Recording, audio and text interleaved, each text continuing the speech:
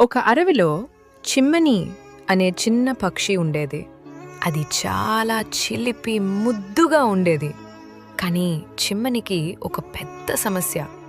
అది ఎప్పుడూ ఆకలితో ఉండేది. పక్కనే ఉన్న గద్ద అనే పెద్ద పక్షి ఎప్పుడూ బాగా తింటూ తినేసి మిగిలిపెట్టేది. కానీ ఎప్పుడూ ఎవరితోనూ పంచుకోదు. ఒకరోజు చిమ్మని చాలా అలసిపోయి ఆకలితో చెట్టు కొమ్మపై కూర్చుని ఏడ్చింది. అప్పుడు పక్కనే ఉన్న ఓ తాతయ్య కాకి వచ్చి అడిగాడు, "ఏమయ్యింది చిమ్మని? ఎందుకేడుస్తున్నావు?" చిమ్మని తన బాధను చెప్పింది. దానిపై తాతయ్య చిరునవ్వుతో ఇలా అన్నాడు, "బంగారు, ఎప్పుడు ఎదుటివారి దయ కోసం ఎదురు చూడకూడదు. చెట్ల మీదున్న ఫలాలు గింజలు నీవే శ్రమించి సంపాదించాలి.